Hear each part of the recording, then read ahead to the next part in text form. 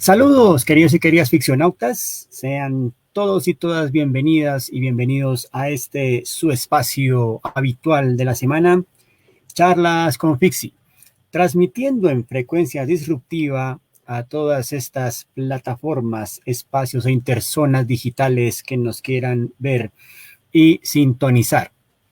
Vamos a ir a unos primeros preparativos importantes de rigor, ¿sí o no? Pues para que todos podamos estar atentos a la transmisión. Ya un momentico. Uy, por aquí ya tenemos visitantes ilustres. Diego Guío, saludos. Esteban Almeida, Raúl Vega. Se van conectando. Perfecto, me parece. Vamos a ir configurando un poco nuestra transmisión. Exacto, vamos a hacerla pública y ya en unos instantes nos vamos conectando con nuestra plataforma en Instagram. Entonces, saludos a Diego Guío, a Esteban Almeida, a Lisette Torres, Raúl Vega, ¿no? Bueno, vamos aquí haciendo un poco de tiempo, ¿no? Hoy nuestro tema no es cualquiera, es un temazo, queridos y queridas ficcionautas. Estamos hablando de una de las series, digamos, con mayor presupuesto y producción de la cadena HBO. Estamos hablando de Westworld. Tema importante, tema bien sugerente, una serie pues que de cierta forma comienza con una premisa muy elemental. Comienza pues con un parque temático, unos eh, anfitriones, ¿no? Robots que sirven para complacer los más oscuros deseos de los seres humanos que no pueden desarrollar en un lugar normal. Y también pues las incidencias que hay detrás de todo ello. Bueno, muy bien. Por acá se nos están uniendo también en Instagram. Saludos a Metal Headers y a Tari Cuyana. Qué bueno, bienvenido y tenerte por acá. Es siempre un honor y un placer. Bueno, vamos a ir entonces calentando motores. Pues la idea un poco de la intención de esta charla de hoy es hacer, digamos, como un resumen desde que inicia esta premisa en la mente de Michael Crichton y lleva pues a esta tercera temporada que recién acabó de cerrar. Esto fue en mayo 3 de 2020 y que ya hay presupuesto y ya está la orden para una cuarta temporada, ¿no? La promesa es que son 5 temporadas. Vamos a ver qué pasa con ello. Entonces, digamos que no se preocupen, no se afanen para los que no la han visto. Nuestra idea es básicamente tentarlos para que la busquen y la vean. No vamos a hacer spoilers, sino vamos a tratar de mirar como los componentes claves que se van desenvolviendo en cada una de las temporadas. Asimismo, pues también como las reflexiones que se hacen, digamos, en torno el tema, digamos, de las narrativas, cómo los personajes articulan esas narrativas y otras tantas cosas más, ¿no? También, pues digamos que esta charla inicia un poco el ciclo que vamos a inaugurar con Teoría e Historia del Hombre Artificial, este ensayo muy bello, escrito por Jesús Alonso Burgos, digamos que traza toda una historia bien interesante desde Frankenstein de Mary Shelley hasta nuestros días, ¿no? Entonces, sin duda, vamos a citar algunos fragmentos de acá. Y esto hace pues que tengamos un ciclo de charlas relacionadas con este tema de los androides, los replicantes, los anfitriones, ¿no? Y estos miedos que se van cultivando en la mente humana sobre hasta qué punto las máquinas nos pueden sustituir, ¿no? Bueno, vamos ahí calentando.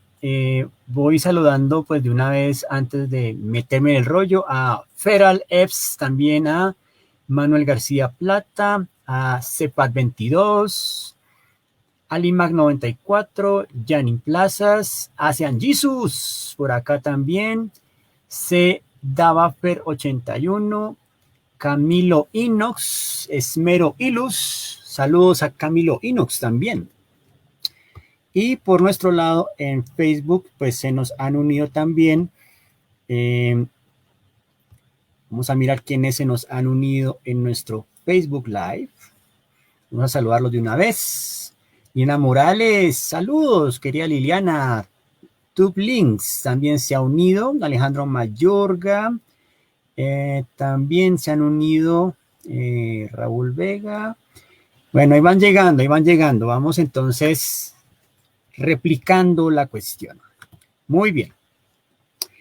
Hoy entonces arrancamos con Westworld. Vamos entonces, sin más preámbulos, con nuestra presentación de hoy. Westworld. ¿Qué saben? ¿Qué conocen de ella? Uy, por aquí también está Mauricio Medina. Saludos. Y también a David Melendro. ¿Qué pasó? ¿Cómo vamos? Nuestro querido guitarrista. Muy bien.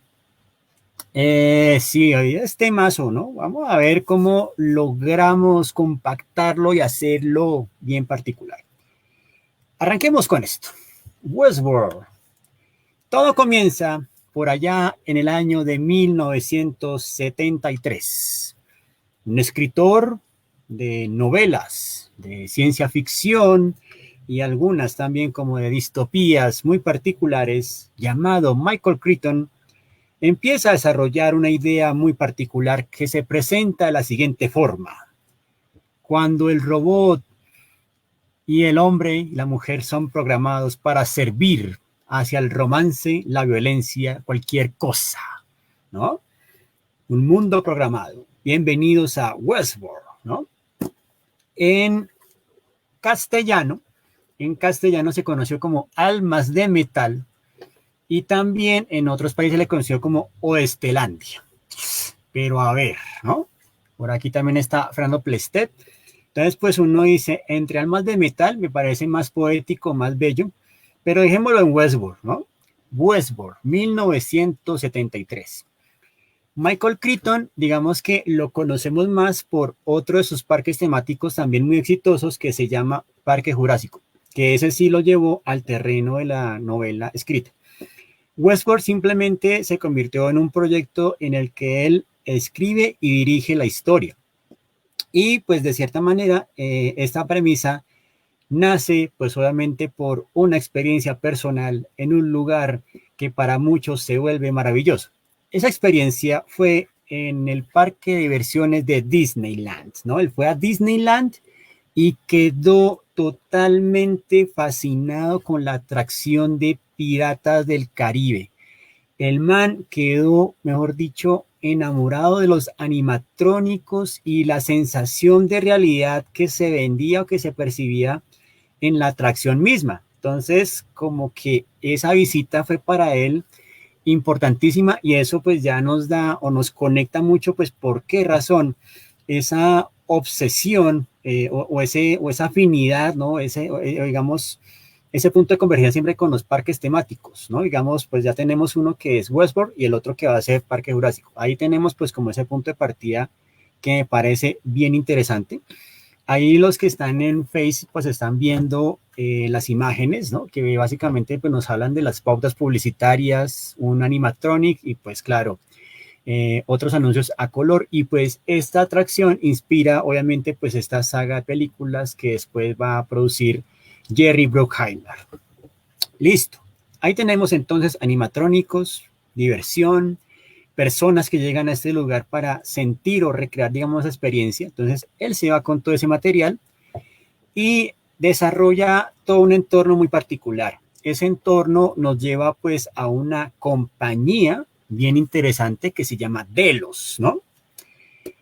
Delos, pues digamos que toma muchos referentes de todo lo que ocurre en la mitología griega con Dédalos, ¿no? Con Ícaro, ¿no? Que es básicamente pues este artesano, este artífice que logra construir ciertas realidades, logra construir, digamos, el laberinto y demás cosas. Entonces, bueno, ¿por qué no?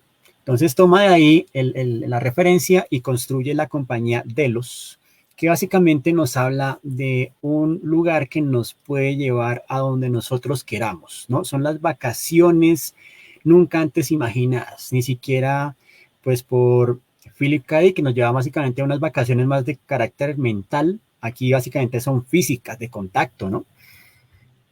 Y pues Michael Crichton reúne pues a un casting muy particular, ¿no? En este caso, uno de los personajes lo va a encarnar Jules Brynner, un actor digamos, de gran talla, inclusive pues había participado también en otra película como Los Siete Magníficos y demás. También está James Brolin, ¿no? Que es el padre de Josh Brolin, el actor que conocen ustedes también por Jonah Hex, por Hombres de Negro 3 y demás. Y también, digamos, pues tenemos más estrellas en el relato, ¿cierto? Pues básicamente que nos llevan a explorar este parque temático que en un principio se nos presenta con 3 niveles de atracción. El primero, obviamente, Westworld, que es el mundo del oeste, el mundo griego, el mundo medieval, ¿no? Básicamente son como los 3 parques que podemos ver allí.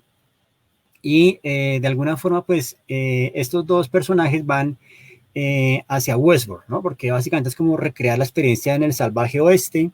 Incluso dentro de la película hay detalles donde, por ejemplo, la persona que nunca había estado cerca de una mujer le dispara a uno de los anfitriones, ¿no? Queda tan complacido pues que besa a la mujer y él dice, esto nunca lo haría en la vida real, ¿no? Entonces estamos hablando como de entornos simulados, ¿no? Como un poco el tema que después va a ser el ciberespacio y la virtualidad, pero aquí lo estamos viendo de manera física. Y de cierta manera, pues al comienzo las cosas marchan bien. Jules Brynner encarna a ese personaje que se le conoce simplemente como el pistolero, el gunslinger, ¿no?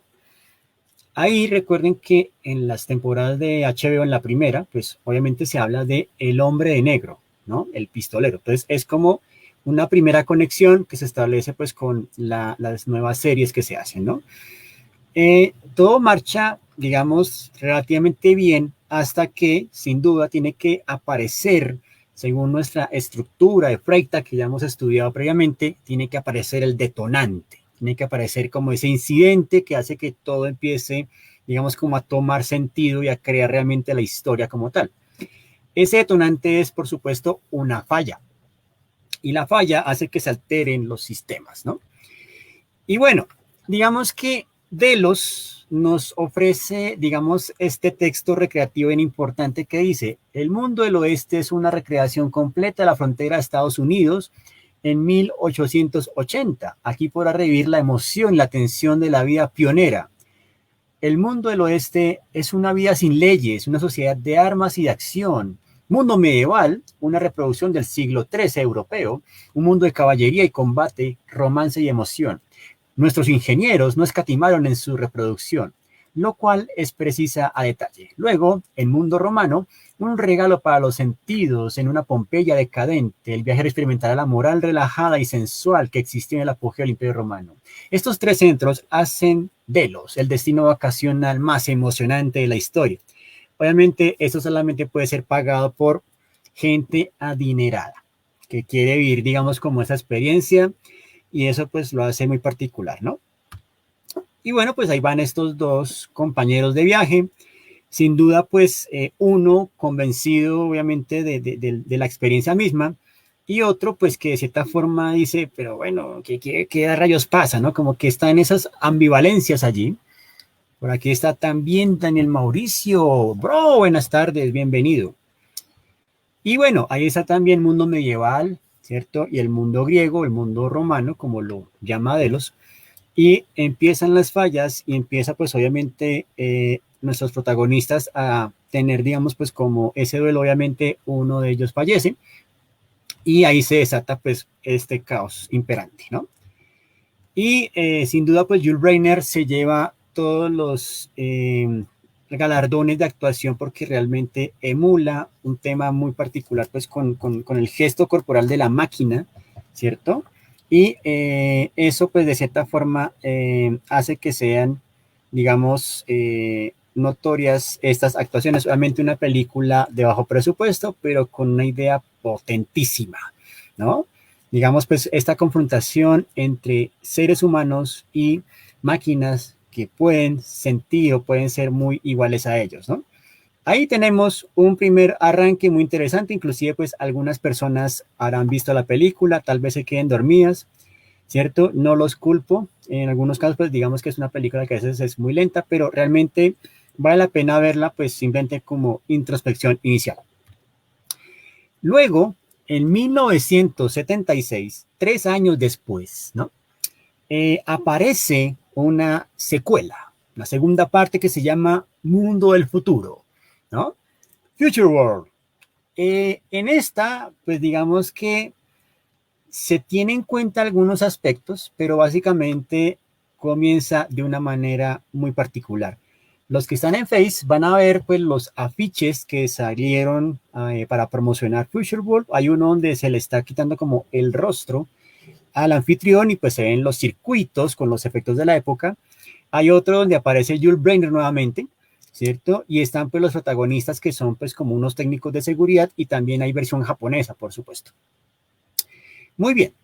Entonces, en esta segunda etapa del mundo del futuro, vamos a ver, digamos, pues como que ya hay una ampliación de parques temáticos. Obviamente, pues la idea es que asegurarse que no vuelva a ocurrir el desastre y por eso contratan a un jefe de seguridad, pues que va a ir, digamos, a inspeccionar el asunto, ¿no?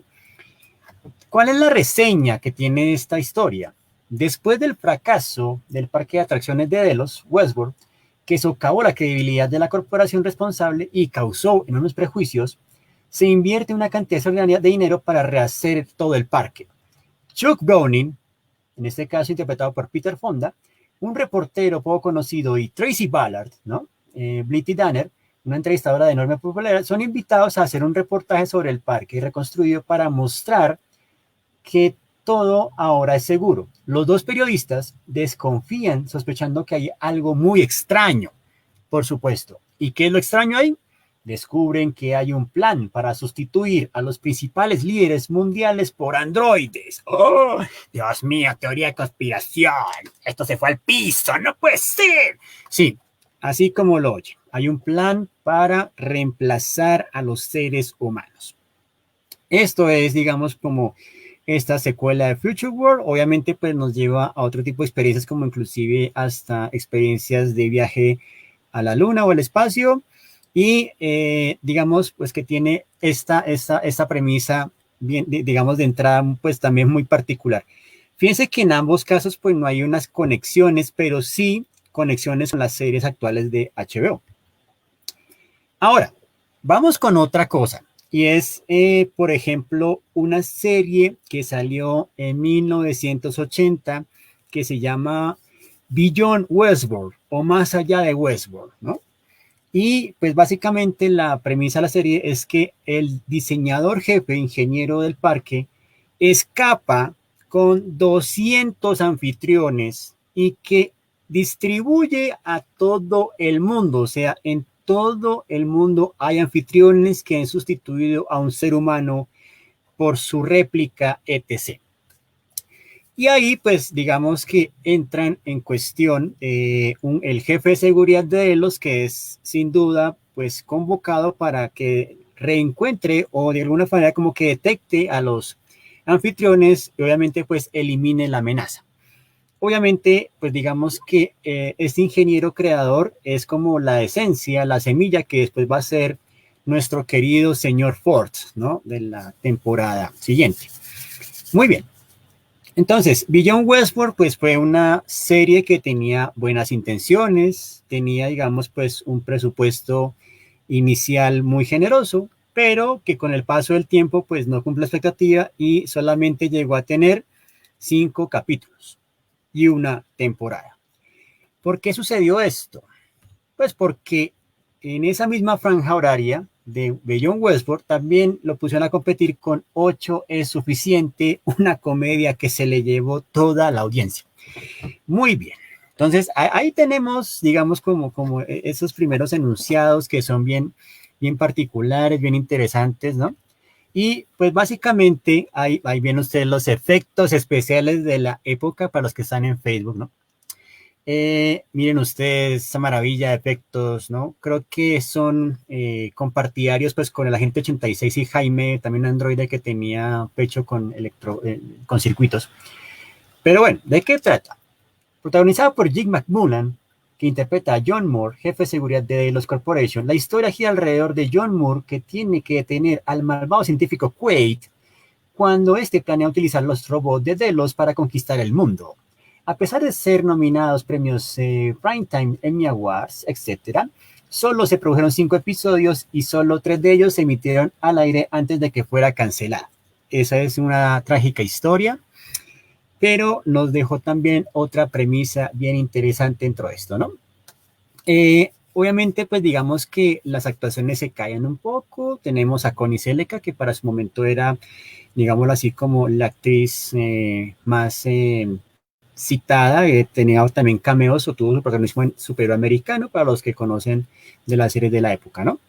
En fin, ahí llegamos a nuestro punto de interés. Ahí empezamos entonces en 2016, se anuncia, ¿no? Más o menos en el mes de noviembre, pues la llegada de esta serie llamada Westworld.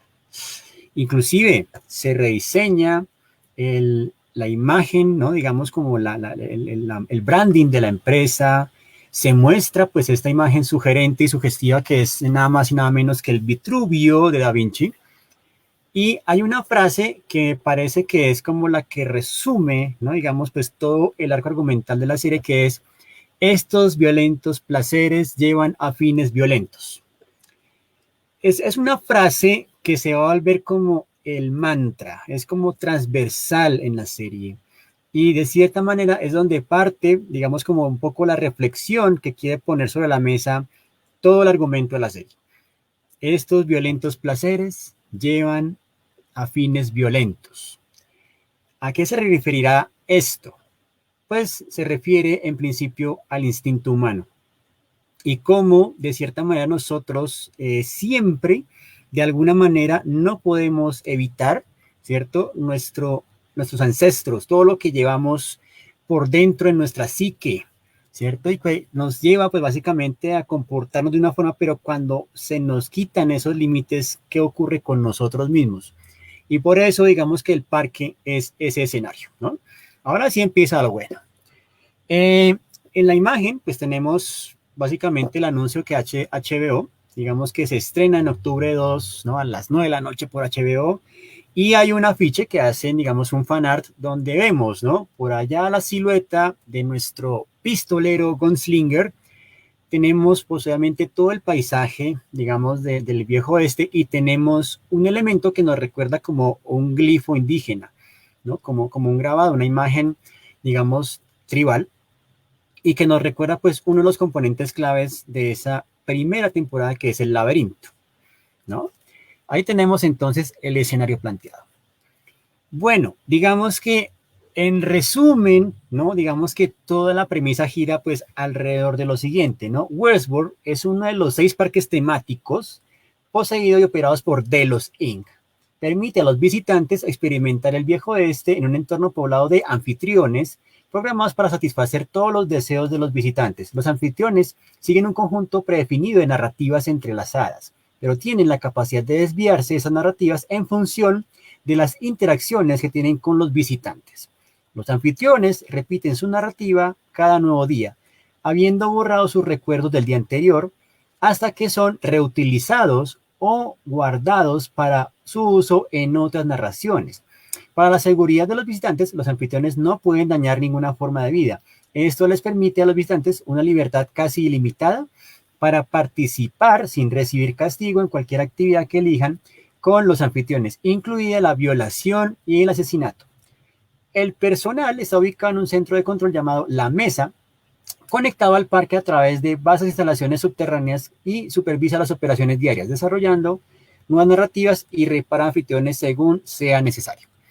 Entonces, ahí está. Obviamente, pues en esta imagen tenemos a nuestro protagonista, que es el señor Ford, por supuesto. Y digamos que este personaje va a ser muy importante, ¿no? Este personaje, digamos, va a acarrear una gran parte del peso narrativo, ¿cierto? En esta primera temporada. Básicamente, digamos,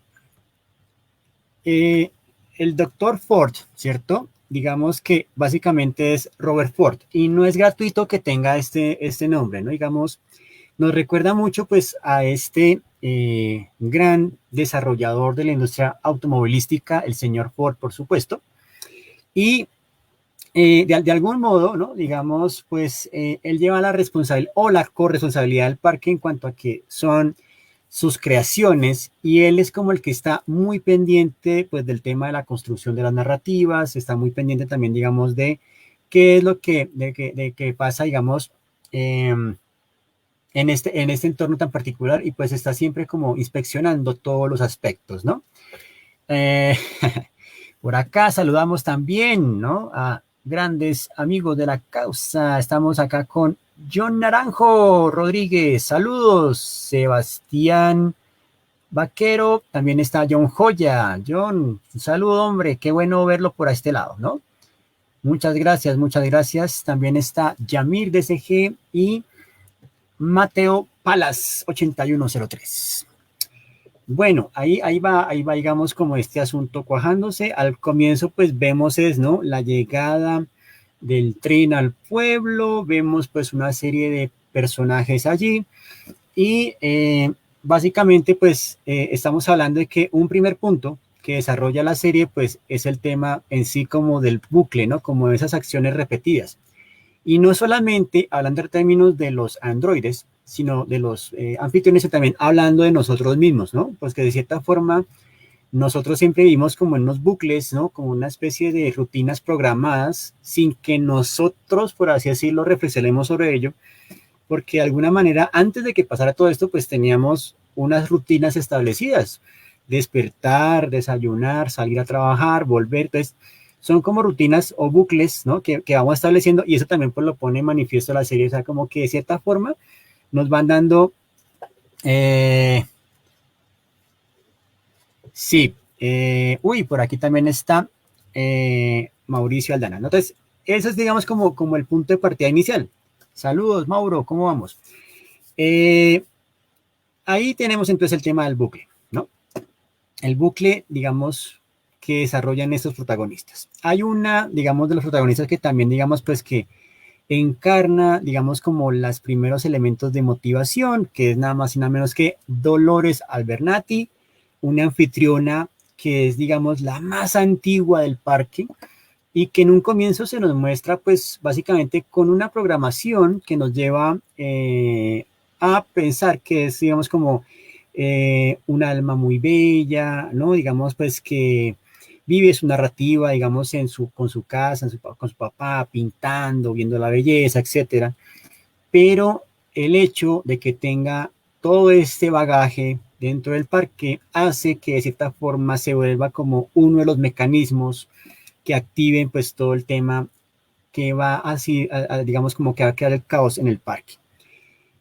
Ya vamos a ver entonces nuestros protagonistas. Ahí tenemos entonces a Robert Ford, el diseñador jefe y parte, digamos, de la co-creación de los anfitriones, Dolores Abernathy, por supuesto. También está Maeve, ¿no? Maeve yo creo que es un personaje bien especial dentro de la serie y de cierta forma porque de algún modo también nos hablan un poco de lo que es, ¿no? ¿Qué pasaría si, ¿cierto? El mismo anfitrión es reprogramado por su mismo creador para que tenga la sensación de que realmente está tomando decisiones por sí misma, ¿no? Esto es algo muy particular que nos lleva pues a conectar un poco con lo que hablábamos hace un tiempo con Ghost in the Shell o el fantasma en la máquina, ¿cierto? Y después cómo dentro de la programación, dentro del algoritmo, se despierta o ocurre un error que le permite, ¿cierto? Digamos, a la máquina tomar decisiones por sí misma.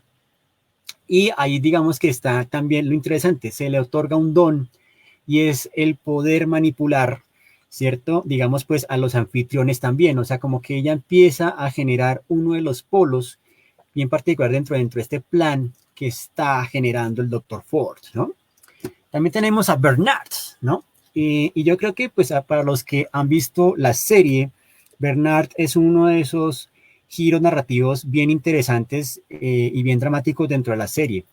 Bernard, digamos, Bernard Lowe, es básicamente el jefe de programación, el que está inspeccionando constantemente, digamos, lo que ocurre con los anfitriones, pues cuando ellos fallan o que de pronto son devueltos porque algo sucedió. Y aquí me parece que es muy importante destacar lo que es como la técnica actoral, ¿no? Simplemente cuando decían, detén funciones motoras, ¿no? Increíble cómo los actores, ¿no? Tenían, digamos, como esta capacidad de realmente hacernos sentir que sí eran, ¿no? Anfitriones y empezaban a inspeccionar, pues, qué estaba pasando en su programación. Por supuesto, digamos que también se establece un rumor o un eje temático que es con Wyatt, ¿no? Que Wyatt, ¿dónde está Wyatt? ¿Qué pasó con Wyatt? Etcétera, ¿cierto? Y Bernard también, digamos, como que está estableciendo una, una teoría muy particular, pues, con el tema de cómo alcanzar la conciencia. Ya hablaremos de eso, pero aquí, como lo dice nuestro amigo Camilo Inox, Bernard sufre realmente un trauma bien particular cuando ocurre un giro bien interesante sobre él. También tenemos a Teddy Flood, ¿no? Teddy, pues que básicamente, digamos, es como este rol o este arquetipo, pues, del vaquero que regresa nuevamente, digamos, a su pueblo natal. Obviamente, pues, quiere encontrarse con su amor, que es Dolores, etcétera. Y pues él tiene, digamos, como esa narrativa, pues, del buen muchacho, ¿no? Al comienzo. También tenemos, digamos, pues, en otra parte, a otro de los protagonistas bien importantes dentro de esta serie, ¿no? Que es básicamente, pues, el señor nada más y nada menos que William, ¿no? William, digamos, encarna un poco la transformación misma del ser humano, ¿no? Pues que de cierta forma nuestro protagonista llega como muy inocente, muy como el que no quiere la cosa.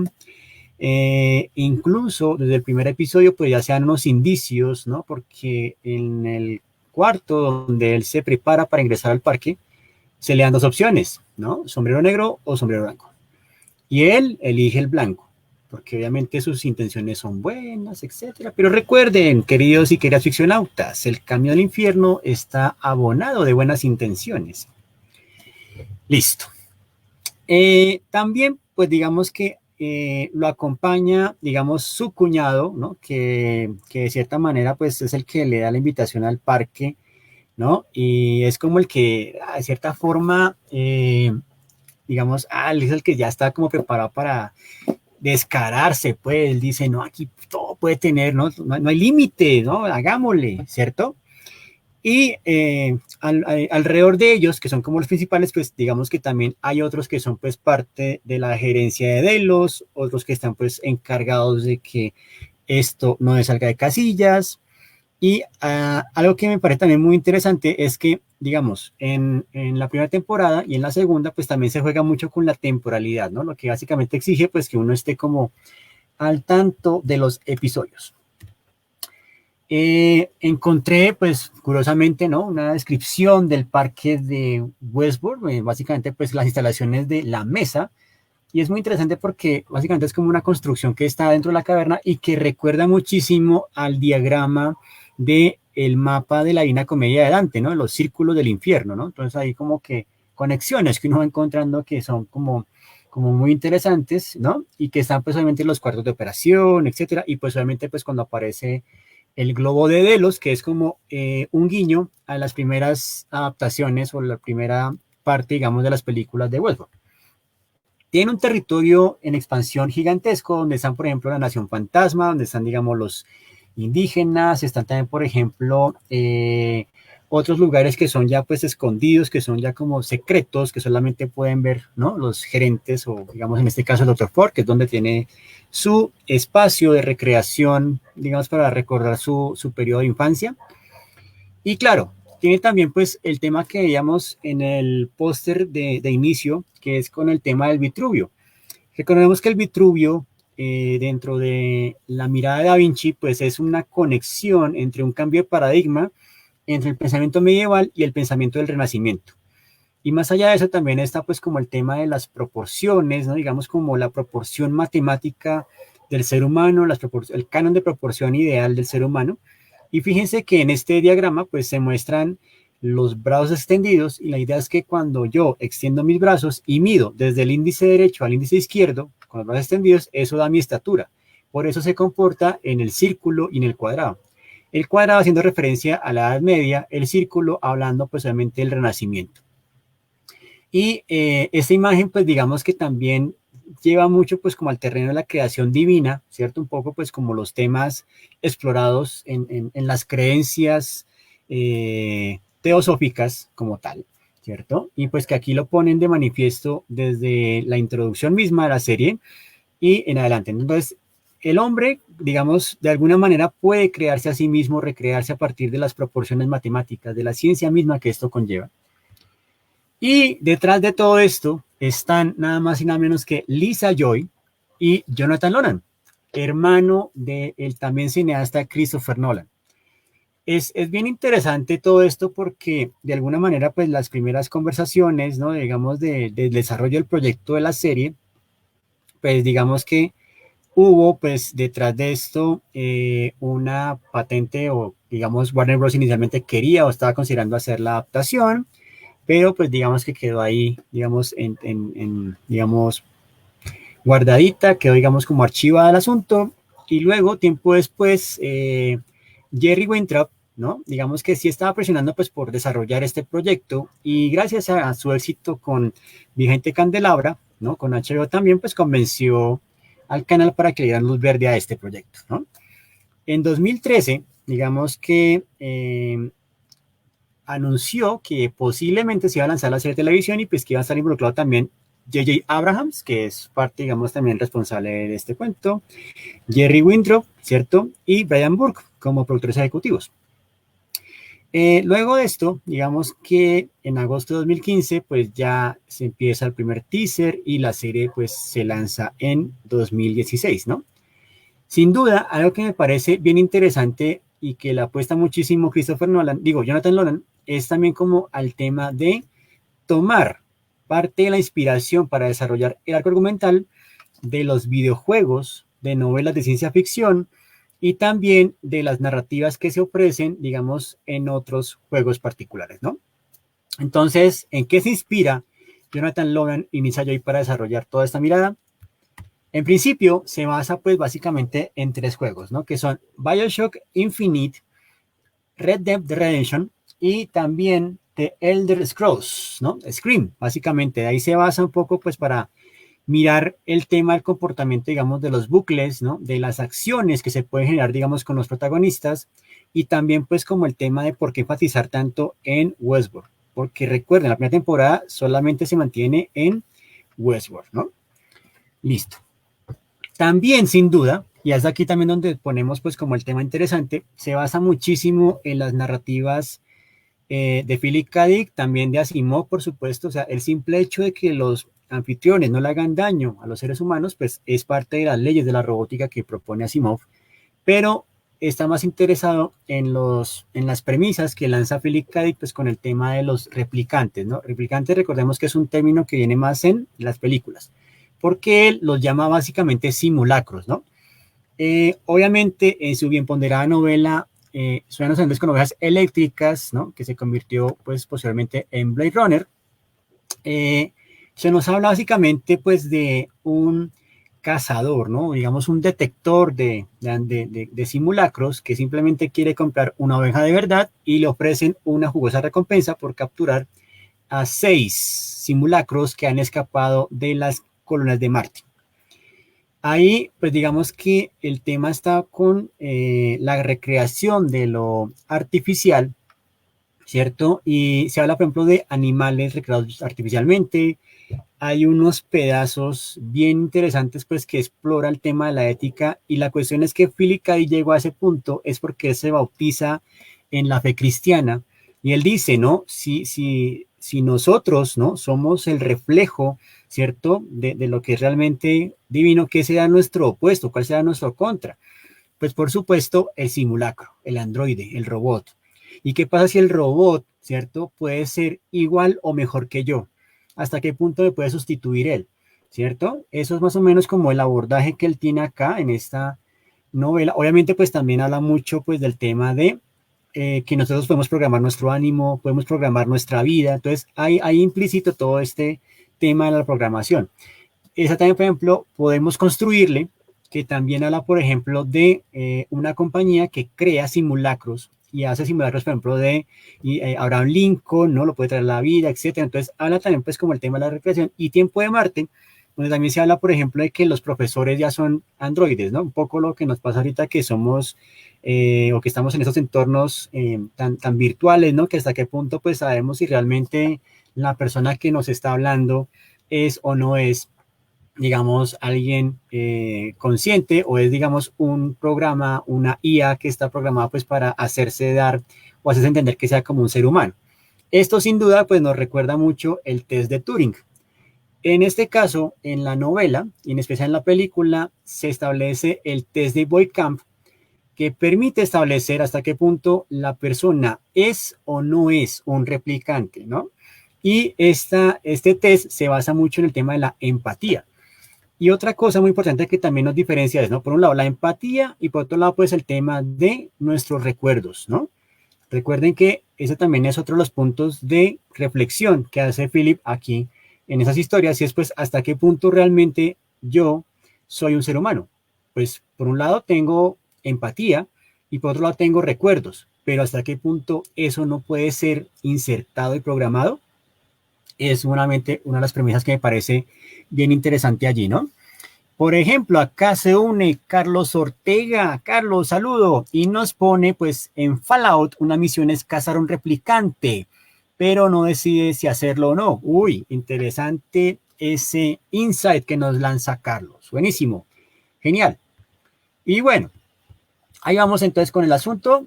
Seguimos entonces con otra cosa muy interesante y es que Jonathan Nolan, además de los videojuegos y las novelas de Philip K. Dick y otros autores de ciencia ficción, también se basa en una teoría que propone Julian Jaynes. La teoría se llama El origen de la conciencia en la ruptura de la mente bicameral. El último episodio de la primera temporada se llama La mente bicameral, ¿no? Y ahí ya hace como todo el guiño. ¿De qué trata esto? Pues básicamente Julian Jaynes nos dice que el ser humano tiene la sensación de que la experiencia es unitaria, pero en realidad este fenómeno es bastante reciente. Se trata de un hito evolutivo, un acontecimiento que apareció hace solamente 3.000 años. La idea es que en el hombre primitivo había dos mentes funcionando independientemente, de manera que la conciencia, tal y como la entendemos hoy, de forma unitaria, es el producto de aquella ruptura de asimetrías entre el hemisferio izquierdo y el hemisferio derecho.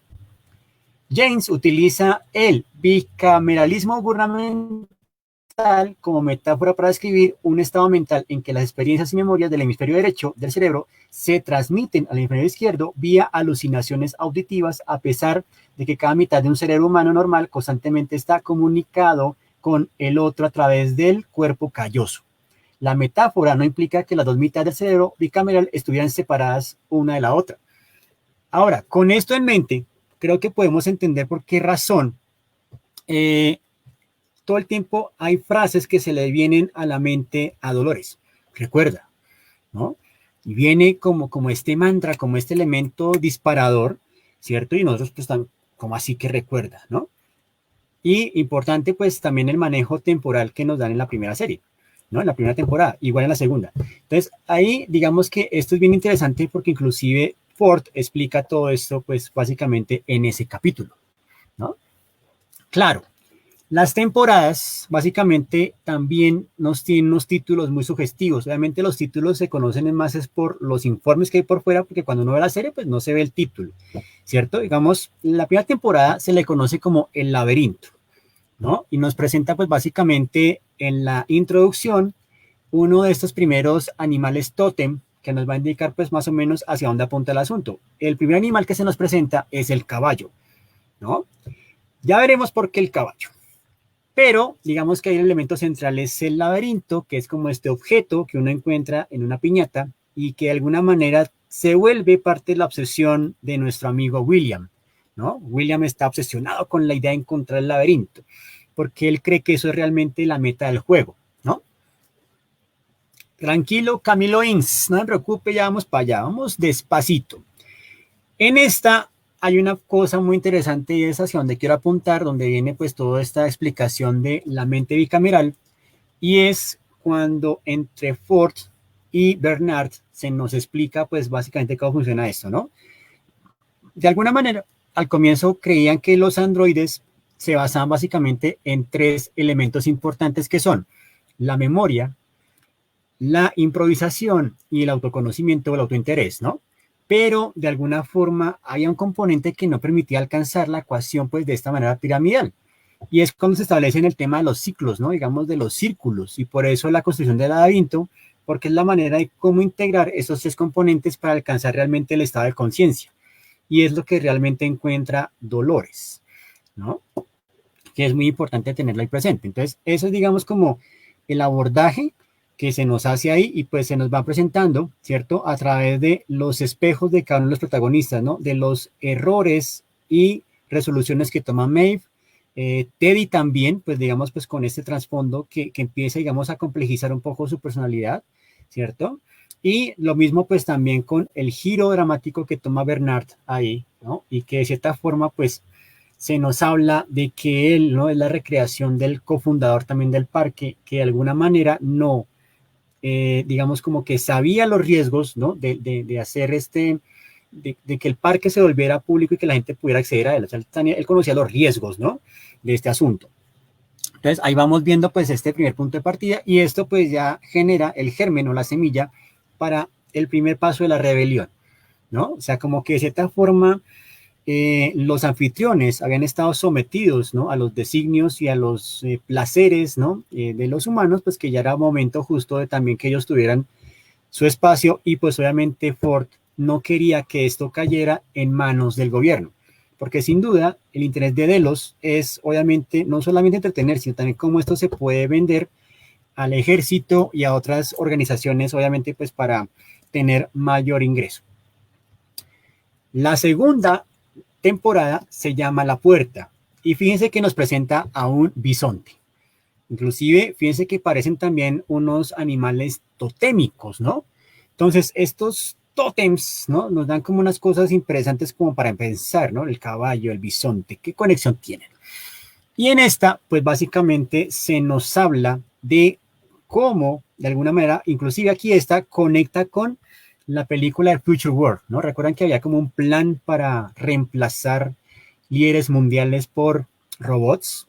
Pues más o menos, esa segunda temporada sigue ese plan. Pero es uno más interesante porque la idea es que están almacenando la información de los visitantes del parque. La almacenan en un lugar que se llama La Fragua.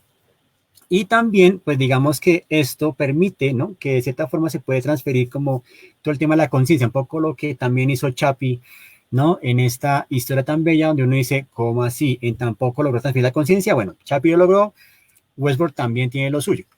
Y claro, juega también pues con Bernard que tiene algunos resquicios o que su memoria está como quebrada y eso también pues, nos permite establecer, ¿no? Qué punto hay conexiones, ¿no? Pasado, presente, futuro, etcétera. Y Dolores, pues sin duda, sigue, pues ya, digamos, en su nueva narrativa, digamos, tomando el lugar de Wyatt, ¿no? Como este organismo, como este, digamos, personaje que de cierta forma viene a ser como el coco, ¿no? Pues por así decirlo, como el que de cierta forma se atrae el caos y ella toma su rol, inclusive su apariencia física también nos da pues como el tema de la emancipación, ¿cierto? Muy Pancho Villa, muy como en esta narrativa, ¿no? Digamos de emancipación, ¿no? Digamos de salir del asunto. Y empezamos también a ver, digamos, otro desarrollo del experimento que obviamente involucra a William, ¿no? William también está pues en el tema de cómo podríamos recrear y recuperar a alguien, ¿no?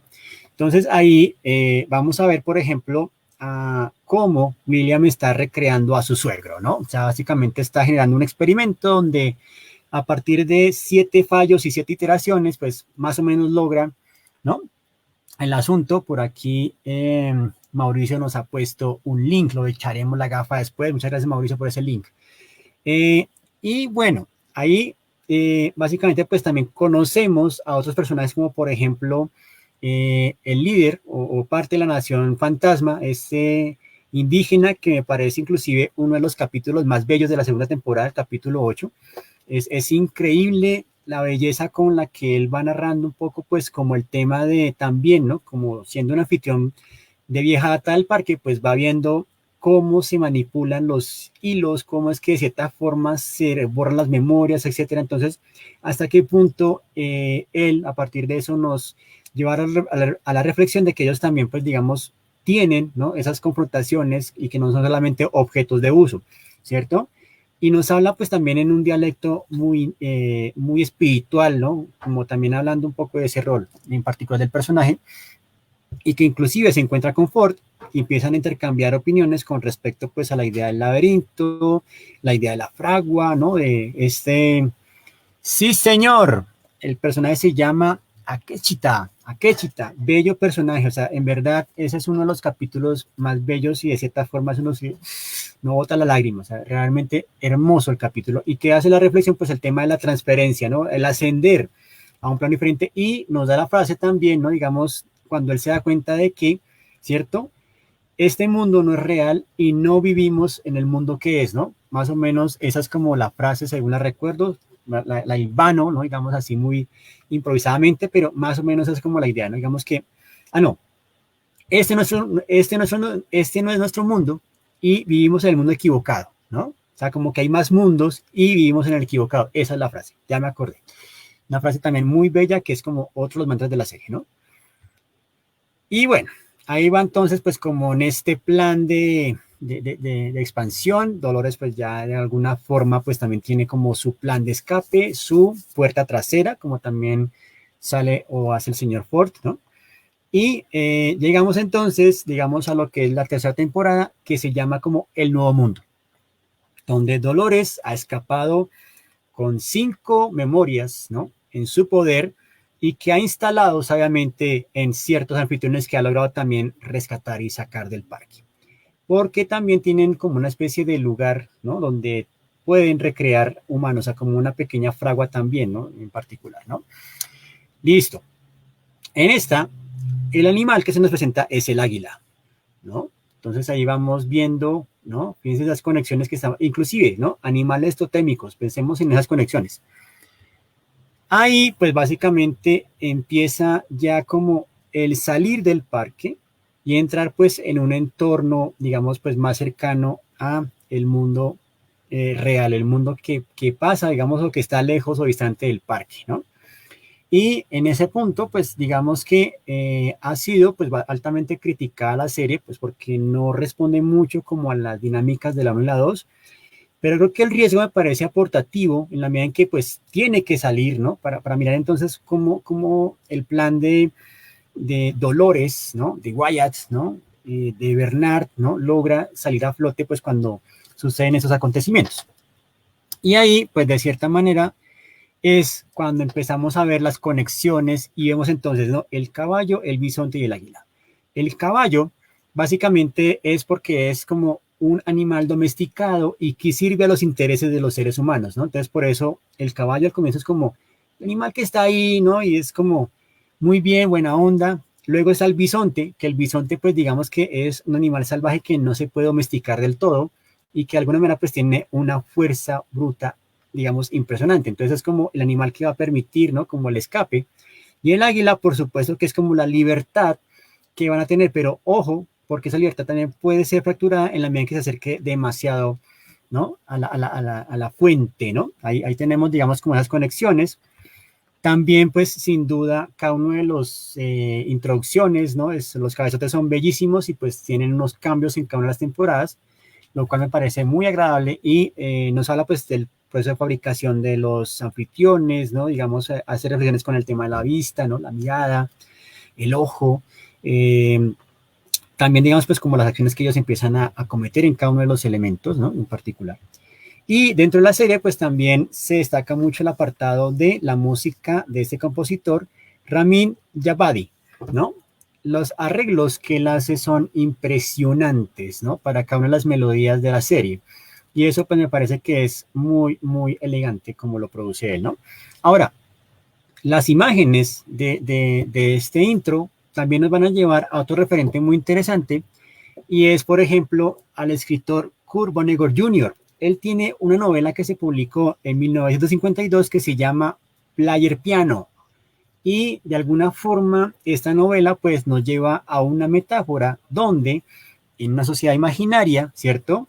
Digamos, es dirigida por máquinas en vez de personas. Las teclas de la pianola se mueven de manera automática de acuerdo con la notación musical perforada en un rollo de papel, dando la impresión de que la tocan un minúsculo invisible. Sin embargo, al igual que un piano normal, puede ser tocado con las manos de un ser humano. Vonnegut hace que el amigo del protagonista, un miembro del grupo subversivo de El Gothic Society, toque la pianola para sugerir que los humanos podrían retomar el control, ¿no? Entonces, ahí digamos que tiene pues este índice particular del asunto y pues eso está muy inspirado en sociedades distópicas como El Mundo Feliz y Nosotros de Eugene Samiatin.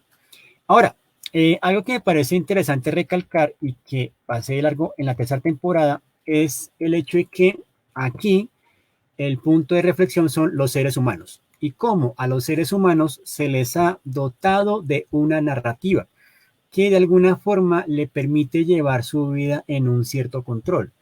Pero, ¿qué ocurre cuando no tiene esa narrativa implícita?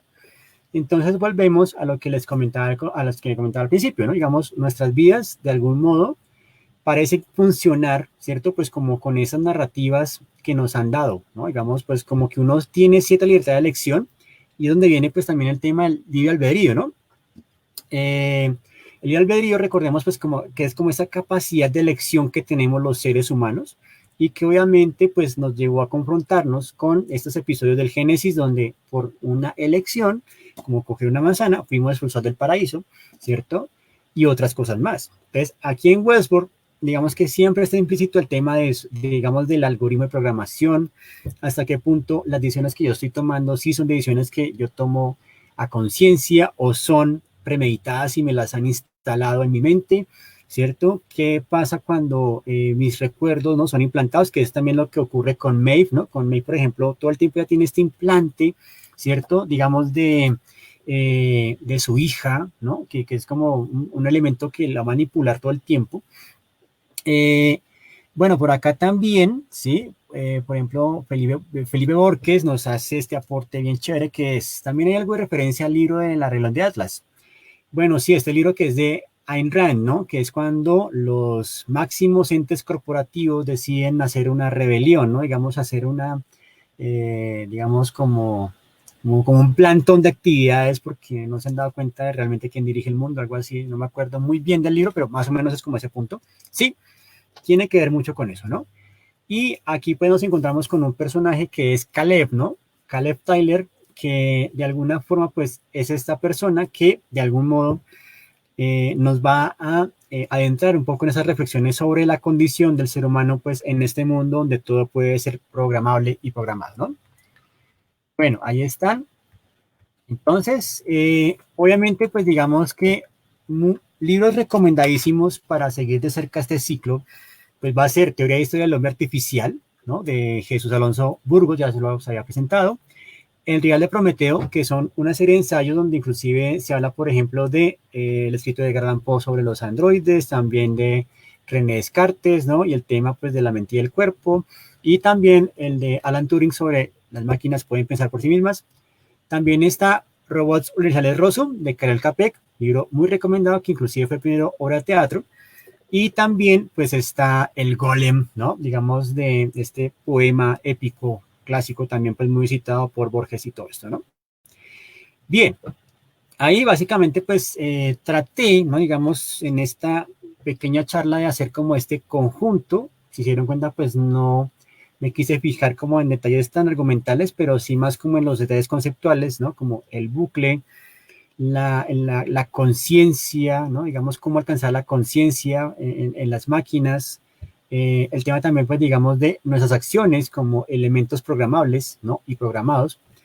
Los recuerdos, o que inclusive también se le llaman acá como los trasfondos o ensoñaciones, ¿no? Que inclusive hacen parte de lo que es como el conflicto de Bernard, ¿no? Que inclusive hasta qué punto, inclusive eso hace parte también de la lógica de los videojuegos, ¿no? Como a cada personaje se le da un trasfondo. Recordemos Ralph el Demoledor, cuando al personaje de la chica que viene como este videojuego de acción se le da un trasfondo muy, muy trágico y cruel que va a acompañarla en el resto de su narrativa en el juego, ¿no? Cosas que vamos viendo por ahí, ¿no? Bien, eso es, ¿no? Digamos un poco lo que tenía para darles o brindarles en la sesión, la charlita de hoy. Básicamente, pues con esto, repito, inauguramos pues todo un ciclo de relatos e historias que tengan que ver pues con el hombre artificial, con este planteamiento bien interesante. Sí, por acá Mauricio Millón me dice, ¿no? Nos comenta, lo lindo de la tercera temporada es la singularidad rebelde de los que no encajan y toman sus propias decisiones. Sí, señor, ahí está, digamos, como el resumen, digamos, de lo que ocurre en esa tercera temporada. Bueno, por aquí también saludamos a diseño gráfico Kun, saludos, el Insider, también está Santiago Prieto, también está por acá, perdón un segundo, está también Transilvania, no, Transilvania Store, también está Felipe, EPS, GC Graffiti, Rolografo también se ha unido. Bueno, queridos y queridas ficcionautas, esto es, digamos, nuestro espacio de hoy. Mauricio, muchas gracias por ese comentario. Hombre, tratamos de hacer siempre charlas interesantes y como pueden notar, vamos navegando, surcando diferentes olas, no siempre quedándonos en el mismo punto porque me parece que hay que ampliar los horizontes. Para el día miércoles vamos a tener una sorpresa muy interesante, vamos a tener ya un segundo invitado. Vamos a hablar de una serie, ¿no? De anime bien particular que algunos recordarán y otros, digamos, no conocerán, pero se llama nada más y nada menos que Super Agente Cobra. Vamos a hablar del Super Agente Cobra, un análisis tan profundo que inclusive vamos a darle dos espacios bien interesantes. Vamos a tratarla en dos capítulos porque de alguna forma vamos a trabajar a profundidad y vamos a tener un invitado que nos va a ayudar pues con esta introspección al Superagente Cobra, así que lo conocerán próximamente, ¿no? Ya van a ver entonces el miércoles estreno, el miércoles vamos en nuestro horario también de las 7 p.m., ya cambiamos un poco la franja, y esto lo vamos a hacer entonces, ¿no? El día miércoles y el día sábado, entonces preparados entonces para que hablemos sobre el Superagente Cobra, psicoarmas, piratas, ensoñaciones y muchísimo más. Por lo pronto, pues la verdad, quiero darles un enorme saludo y enorme gratitud a todos y todas los que se han conectado con este espacio. Chévere que lo sigan difundiendo, compartiendo y pues que de cierta forma me sigan permitiendo llegar hasta sus entornos virtuales, hasta sus interzonas digitales, pues con estos contenidos que de cierta forma me apetece hacer y compartir con todos y todas ustedes. Por lo pronto, me despido, ¿no? Muy cordialmente, agradeciéndoles nuevamente la asistencia, asistiendo, digamos, también el compartir, el difundir. Esto, digamos que prontamente también estará colgado en nuestro canal de YouTube, que por cierto, pues ya llevamos 77 suscriptores y la idea es pues seguir creciendo. Entonces, pues nada, ahí nos vamos conectando. Por lo pronto, pues larga vida y prosperidad para todos y nos conectamos entonces el día miércoles 7 p.m. con Superagente Cobra. Nunca cambien, nos vemos. Chaito, chaito.